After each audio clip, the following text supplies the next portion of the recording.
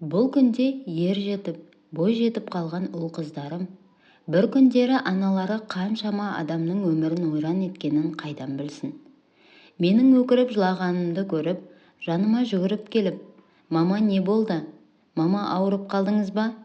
Мама, бәрі дұрыс па?» деп сұрақтарды қарша жаудырды. Тек күйеуім ғана менің не үшін жылап тұрғанымды түсініп тұрған болатын. Дереу телефонымды қолыма алдым да абысыныма қоңырау шалдым.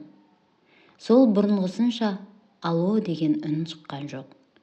Ол кісіні ренжіткенім соншама, маған бір ауыз сөз айтпайды. Тіпті бетіме де қарамай қойған. Бұрынғыша ұл-қыздарым білсе аналарын жек көріп кетеді-ау демедім. Оған жасаған қиянатымның бәрін, ешкімнен қысылмай ішімдегінің бәрін ақтарып баяндап салдым. Тоқтаусыз кешірім сұрай бердім. Телефонның арғы жағынан абысынымның да күйініп жылап тұрғанын, оның қысылып әрең тыныстап тұрғанынан ақ сезініп тұрдым. Мені үнсіз тыңдады. Бәрін айтып, соң оның жауабы мені есеңгіретіп тастады. «Иә, мен бәрін де білемін», деді де тұтқаны қоя салды. Ұл-қыздарыма қарасам, менің істеген істеріме арланып, жүздері қызарып тұр. Құшағымды кең жайып шақырып едім, ешбірі маған жоламай, орындарынан тұрды да бөлмелеріне кетті де қалды. Қу тіземді құшақтап, қара басын ғана ойлаған мен сорлы, өкіріп жылап қала бердім. Біраз уақыттан соң үлкен қызым жақында ғана өзі тоқып бітірген әдемі иыққа салатын орамалын көтеріп шықты. Одан кейінгі қызым үсті басы ұн болып бірдеңе пісіріп жүр. Қарасам, торт пісіріп жатыр екен. Бір сәтте бірі тортын, бірі тоқыма орамалын алып, ұлым болса гүл алып келіпті. «Мама, осылай жылап отырғаннан бірдеңе өзгереді ме? Мені кешіресіңдер ме? Кешірімді бізден сұрамаңыз. Тұрыңыз, кеттік. Қайда барамыз?» «Қайда болушы еді? Әрине апаның үйіне. Рас айтасыңдар ма? Мына заттарды апаларыңа сыйламақсыңдар ма?» «Иә, уайымдамаңыз, сіз жалғыз емессіз. Сізбен қосылып біз де кешірім сұраймыз. Дәу апа өте мейірімді жан. Сізді кешіретініне сенімдімін». Ұл-қызымды түгел ертіп бәріміз абысынымның үйіне жол тарттық. Жол бойы абысыным мені қалай қарсы алады екен? Бұрынғысынша сәлеміме үн қатпай, жұмған аузын ашпай қоймайды ма екен? Кешірім сұрасам кешірер ме екен деген ойлар санамда сайрап тұрды. Үйіне жеткен бойда жүрегім кеудемнен атқылап шығып кетердей болып тарсылдап, аяқ-қолым қалтырап, көліктен түсуге шамам келмей қалды. Екі қызым екі жағымнан демеп, есікке қарай жетектеп алып барды. Құдайдың өзі соны қалады ма, әлде өзімнің дәрменсіздігімнен болды ма, білмеймін. Абысынымды көрген сәтте екі аяғымнан жан кетіп, тізерлеп отырдым да қалдым. Абысынымның жүзіне қарауға дәтім жетер емес. Төмен қараған күйі кешірім сұрай бердім. «Кешіріңізші мен абысын, қадіріңізді кеш білсем, істеген істерім үшін қатты ұяламын. Мені ұрыссаңыз да, соқсаңыз да, бәріне көнемін. Тек қана кешірім берсеңіз болды. Барлығы үшін кешірім сұраймын. Қатты өкініп жүрмін. Өкініштен әр күн сайын өзегім өртенуде. Кешірім сұраймын сізден. Қайнаға, сіз де мені кешіріңізші. Төре бала, ерке қыз, сендер де мені кешіріңдер». Төре бала мен ерке қыз абысынымның үлкен ұлы мен қызы. Олар не болғанын білмейді де. Ол кезде 3 және 1,5 жасар бала болатын. «Сымбат жеңге, не болды сізге? Тұрыңыз орныңыздан. Келінжан, тұра ғой. Абысының сені әлде қашан кешірген?» «Жоқ, тұрмаймын. Абысын өзі кешірдім демегенше тұрмаймын». Жүзімді төмен қаратқан күйі отыра бердім. Бір сәтте иығыма біреу қос қолын тигізгенде, бүкіл денем шымырлап, бойым әлде бір жылулықты сезгендей болды. Абысыным екенін бірден ақ сездім. Бар күш-жігерімді жинап, еңсемді көтердім. Абысынымның да көздерінен жас ағып, бар ықыласымен мені құшағына басты. Екі бетінен шөлпілдетіп, кезек-кезек сүйе бердім. Екеуміз ұзақ уақыт үнсіз құшақтасып тұрдық. Бала-шағалардың бәрі қосарланып, үсті-үстімізден құшақтап, бәріміз бір жылап алдық. Кешірдім, келін, кешірдім. Келеріңді білдім. Осы күнді ұзақ күттім. Ақыр соңы өз-өзіңді жеңіп, осылар алдыма келеріңді білдім. Мен сені әлден қашан кешіргенмін.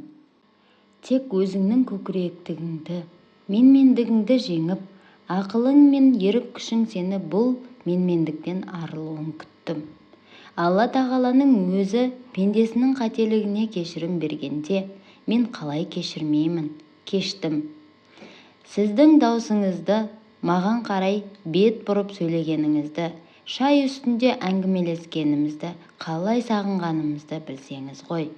Мен де сағындым, қатты сағындым. Апам байғұс қабірінде жатып бір ауып тұрған болар. Неге апамның көзінің тірісінде келмедің? Бір-біріміздің тату болғанымызды көре алмай арманда кетті ғой. Өкінемін, қатты өкінетінім рас. Абысыным өте мейірімді жан.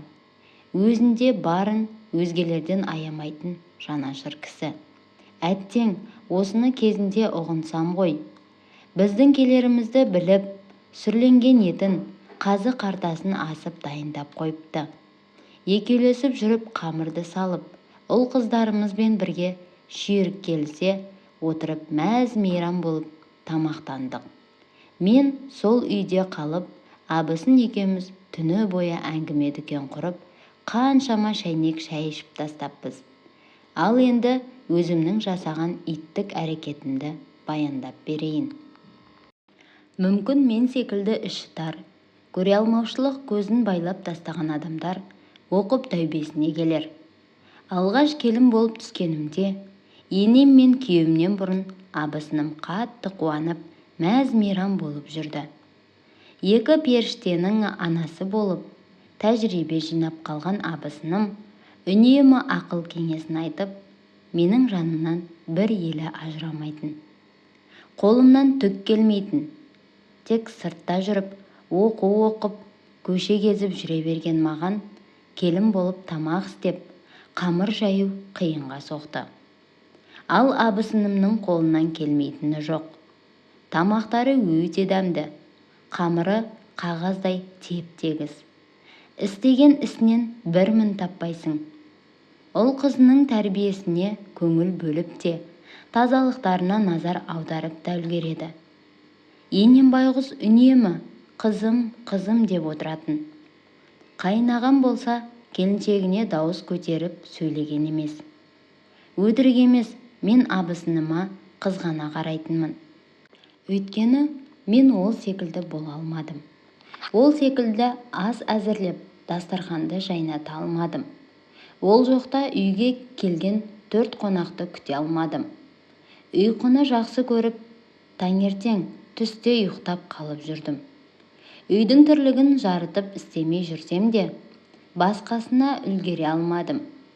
Төсегім жиналмайды, шашым таралмайды, киім үтіктеуге уақыт таппаймын. Күйеуім аяқ асты бір жерге барар болса, жарық болмай шалбарын үтіктей алмай, талай рет қыртыс-қыртыс, мыж-мыж шалбар жейдемен барар жеріне барып келді. Абысынымның қалай үлгеретініне мән беріп, ол кісіден үйренудің орнына қызғаныш бойымды билеп, оны өзіме жау санай бастадым. Менің өзгергенімді байқап, ақыл кеңесін айтып жүрді. Келінжан, айналдырған екеуміз ғана. Абысын тату болса ас көп деген сөз бар. Біз тату болсақ, осы әулет тату болады. Екі ағайынды бауырды жақындастыратын да, бір-бірінен алыстататын да біз. Қуанышыңды да, қайғыңды да бөлісетін ағайын. Ақшаң болса жаныңда араласатын адамдар да болады. Олай деме, ақшаға сатып алынбайтын дүниелер де бар. туғаныңдай ешкім саған жаны ашымайды. Оның ешбір ақшаға, байлыққа сатып ала алмайтын ақыл кеңестерін тыңдағым келмей, үнемі қашып жүретінмін. Бір жаққа шығар болса, енем, қызым ақшаң бар ма? Қызым не керек? Пәленшеге айтайын, машинасымен апарып тастасын деп отыратын. Ал мен бір жаққа барар болсам, ештеңемен шаруасы жоқ. Ақшаң бар ма, жоқ па деп сұрамайды. Сұрамауға да негіз бар. Өйткені мен күйеуімнен ақша алу үшін түрлі айла тәсіл қолданатынмын. Екі еркекте ақшаны аналарына әкеліп тапсыратындықтан, енем күйеуімнің маған ақша беретінін біліп, сол себептен де сұрамайтын болса керек. Ал абысыным болса, қайынағамның миын жеп, ақша алу үшін өтірік бейшара адамның кейпіне еніп, жыламсырап айла қолданбайды екен. Міне, сондықтан да енем оған үнемі ақша беріп отыратын. Ал менің бойымды қызғаныш билеп, неге маған бермейді, неге менен сұрамайды, мені жек көреді деп енемді жек көре бастадым. Қазір ойласам, енем берді не, күйеуімнен алдым не, бәрібір сол ақша емес пе? Әттең, сол кезде осыны ұғына алсам ғой. Ұлының жыртығын жамап, асын әзірлеп, киімін үтіктей алмайтын, үйге келген кісіге ас суын ұсына алмайтын, ұйқыдан көз ашпайтын келін қай енеге ұнайды дейсіз? Өзімнің қазір ұлым келін алар кезге жетіп отыр. Егерде ұлым дәл сол кездегі өзім секілді қызды жар етіп үйіме әкелсе, өзім секілді келінге мен бір сәтте төзе алмас едім.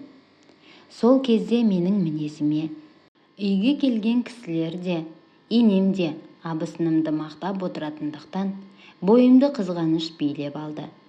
Менің келгеніме бір жылдай болса да құрсақ көтере алмадым. Ал абысыным 3-ші перзентіне жүкті болып, жүктілігі өте ауыр жағдайда өтті. Баласы төмен орналасып, түсіп қалуға шақ жүрді. Бетін тыжырайтып, жаны қиналғанын көрсетіп жүрсе де, бар шаруаны өзі жасап жүре береді. Адам өзі қандай болса, өзгелер жайлы да солай ойлайды деген рас екен. Сол кезде абысыным тірліктен қашып, жүктілігін пайдаланып жатып демалмақшы деп ойладым. Неткен ақмақпын. Шын мәнінде оның жаны қалай қиналғанын қазір ойласам жүрегім езіледі. Жүктілігі 6-шы айға жеткенде, есіктің алдындағы бақшаны шауып жүріп, сол бақшаның ішінде 2 бүктеліп құлады да қалды. Менің ойым өзгермеген, тәубеме келмеген кезім. Өтірік қойылым көріп тұрғандай ешқандай аяныш сезімім болған жоқ. Жедел жәрдем келіп алып кетіп, құрсағындағы сәбиінен айрылып қалғанын естігенде ғана оның шын мәнінде қатты қиналып жүргенін түсіндім. Бірақ бұл аяушылық сезімім менің бойымдағы қызғаныш отын сөндіре қойған жоқ. Көзбен көріп, қолына ұстамаса да, ана үшін барлық баласы бірдей жақын емес пе? Баласынан айрылған абысыным біршама уақыт күйгелектеніп жүрді. Енем асты үстіне түсіп, бар жағдайын жасады. Үйде жағдайы болмай, дене қызуы мен қан қысымы көтеріліп кете берген соң, оны төркініне аз уақыт болса да күтініп қайтуға жіберді. Қатты күйзеліске түскен абысыным аздап сергіп, көңілі көтеріліп қалсын деп, енем бірнеше күнге төркінге жіберді. Жаздың ыстық күні болатын.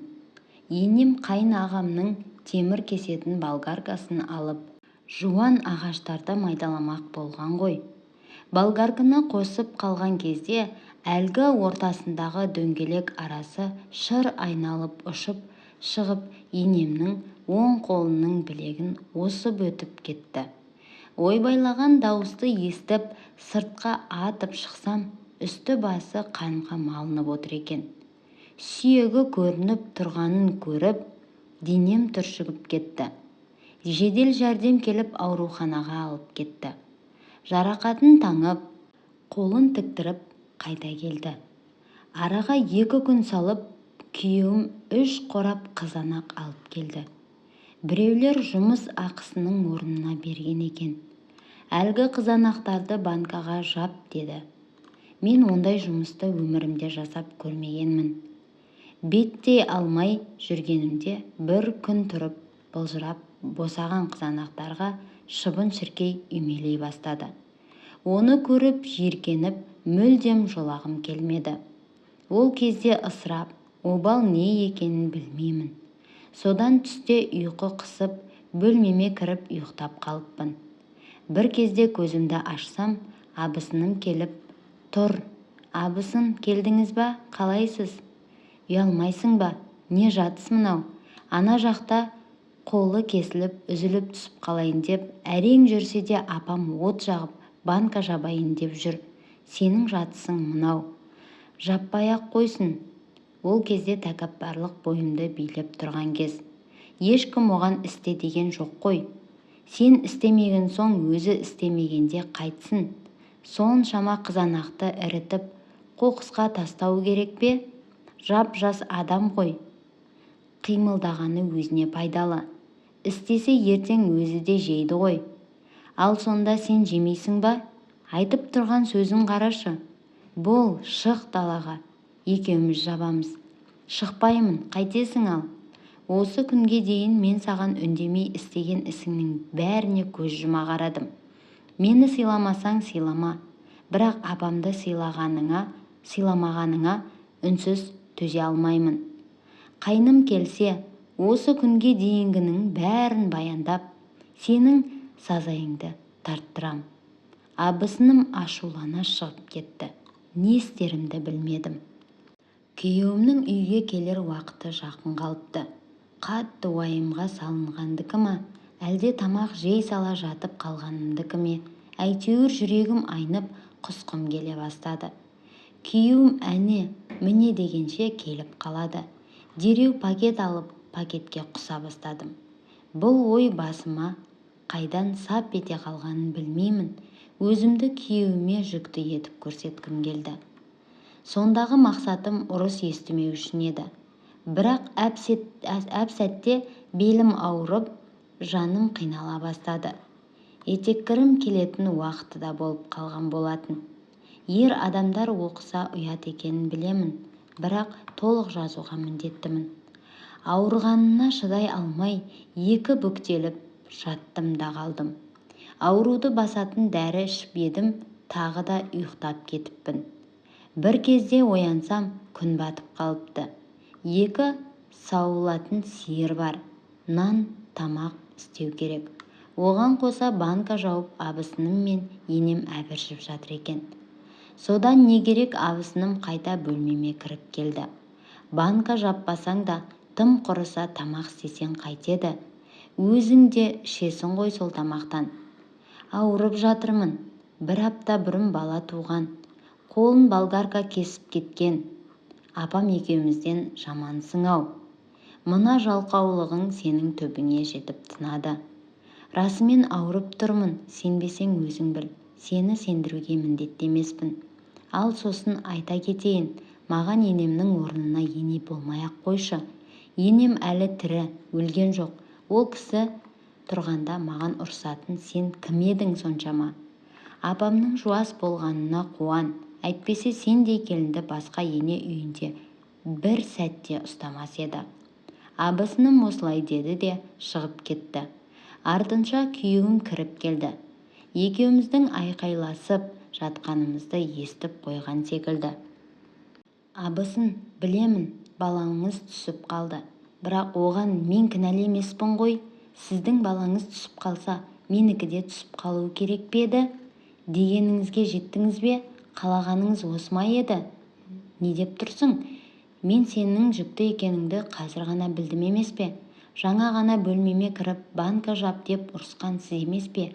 Ауырып жатырмын десем, қайныма айтып, сазайыңды тартқызамын деген кім сонда? Әлде мен өтірік айтып тұрмын ба? Ал не айтасыз қайныңызға? Мен сенің жүкті екеніңді, ішіңнің ауырғанын қайдан білейін? Келіндер жетер енді. Айналдырған екеуің бір үйге сыймай не көрінді? Екеуіңде бірде-бір тірлік істемей-ақ қойыңдар, өзім-ақ істеп аламын. Көп сөзді қойып, жедел жәрдем шақырыңдар. Больницаға апарып, жатырын тазалатсын. Жоқ, шақырмаңыздар, қажеті жоқ. Одан кейін мүлдем бала көтере алмай қалуы мүмкін.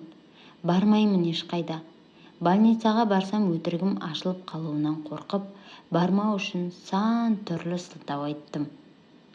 Күйеуім абысыным мен енеме ашуланып, оларға сөйлемей жүрді. Өтірік сөйлеп, оны үміттендіріп қойғаныма қатты өкіндім. Өтірік істерім жаныма батып, жылағаным жылаған. Енем мен күйеуімнен сұранып төркініме қыдырып бардым. Менің анамның ештеңеден хабары жоқ. Бірақ уайымға салынып, көзім жастан құрғамайтынын көріп, ақылын айта бастады. Қызым-ау, неге жылай бересің? Күйеу бала бірдеңе деді ме? Жоқ, ол өте жақсы адам. Онда не? Неге жылайсың? Енем мен абысыным ғой. Олар саған не дейді? Қолыңды бірнеше рет ұстадым. Көзіммен көріп те тұрмын.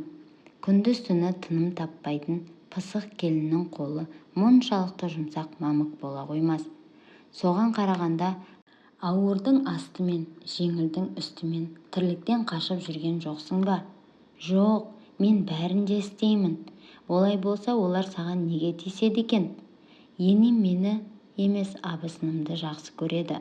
Ой жаным-ау, уақыт өте келе сені де жақсы көріп кетеді. Тірлікті тақадай істеп, бар жағдайын жасап, ұлына қамқор болсаң, өзі-ақ сені жақсы көріп кетеді. Анам бар ақылын айтты. Бірақ ол кезде ақпа-құлақ болғаннан болса керек, ешбір ақылына құлақ салмадым. Жақында тұрмысқа шыққан құрбымды кездестіріп қалып, біраз әңгіме айттық. Оның енесі дуакеш әйел болып шықты. Ұлын қызғанып, құрбын мен күйеуін ажыратып жіберіпті. Шайтанның бұйрығынан шыға алмайтын мен, бейбақ тойымызда түскен әке-шешем мен енемнің суретін тауып алып, ауылдағы тәуіпке бардым.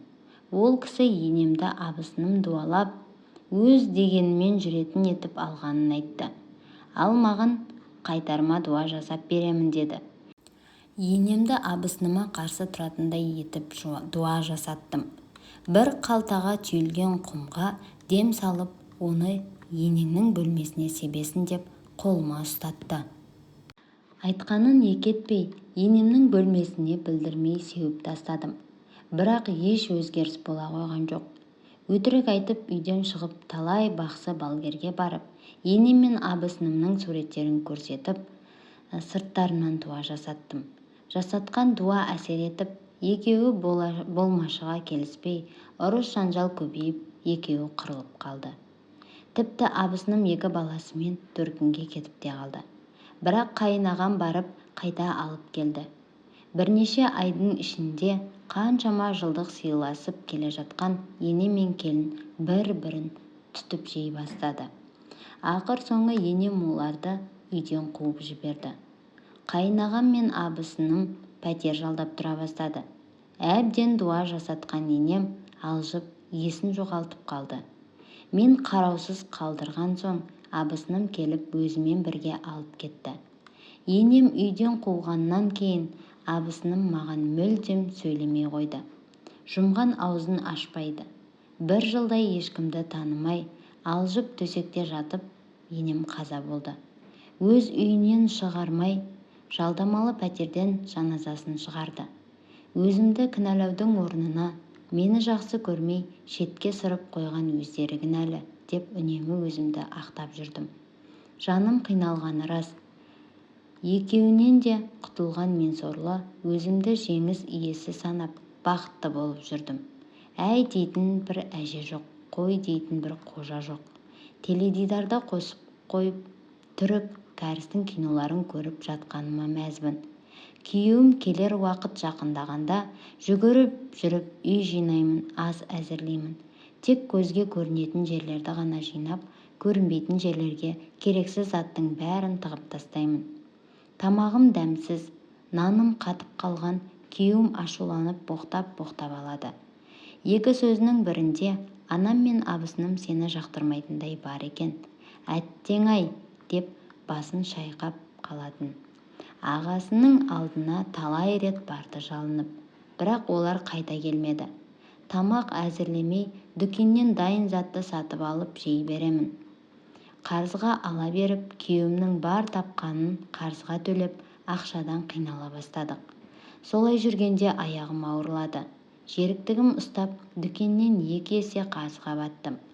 Күйеуімнің тапқаны қарыздың жартысына ғана жетті. Дүкен иесі төлей алмаған соң қарызға бермей қойды.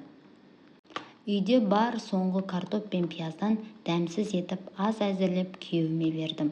Ол болса жемей аштан-аш жатып қалды. Біздің қарызға батқанымыз жайлы бүкіл ауыл естіді. Дүкенші күн сайын келіп есігімді тоқылдатып, мен ашпаған соң ұрсып-ұрсып кетіп қалады.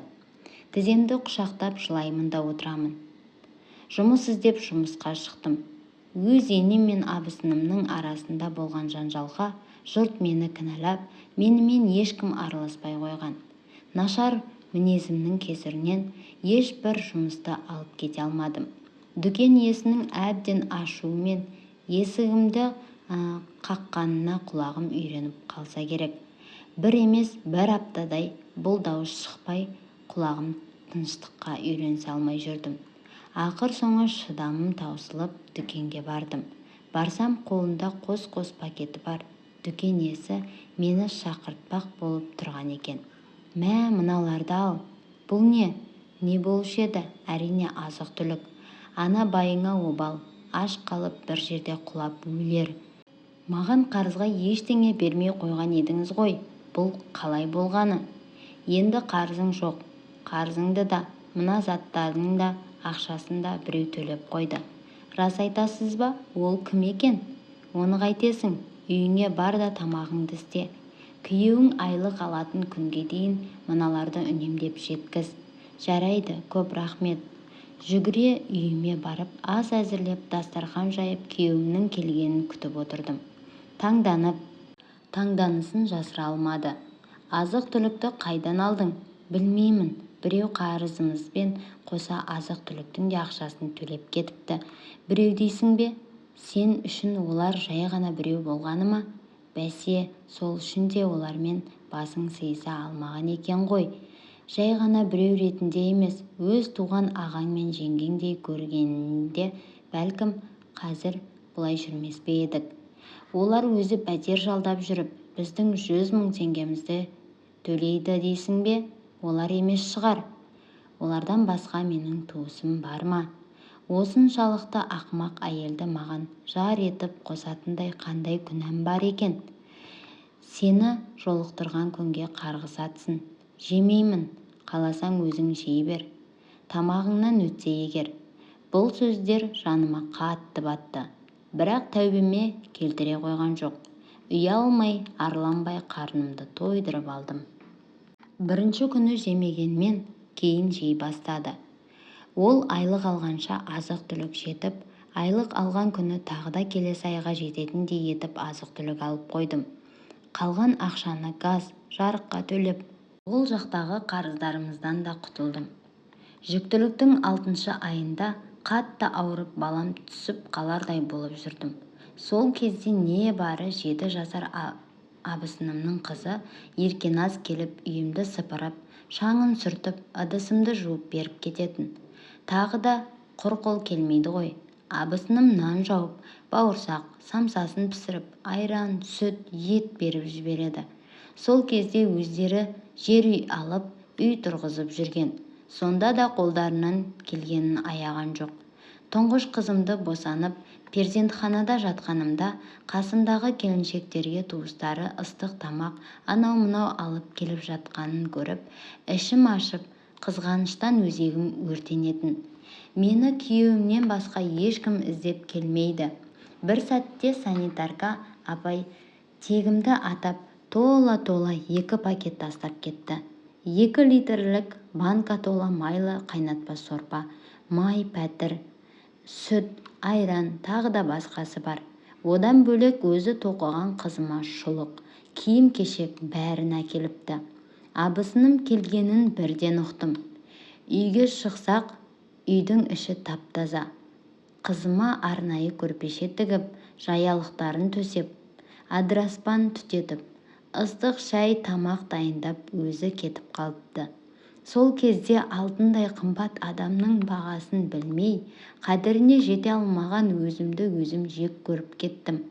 Сол кезде абысынымның айтқан ақылдары есіме түсіп, өзегім өкініштен өртенді. Емізіп отырған қызымның жүзі көз жасыма жуылды. Солай бір-бірімізді көрмесек те, бір-бірімізге жақсылық жасап жүрдік. Бірақ жүзіне тіке қарап, кешірім сұрауға бата алмай жүрдім.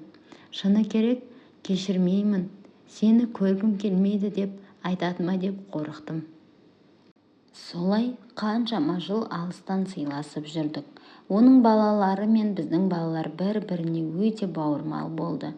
Бір-бірлерін үнемі іздеп жүреді. Шынымды айтайын, менің балаларымды абысыным мен қайнағам тәрбиелегенін қалап, олардың үйіне көп жіберетінмін.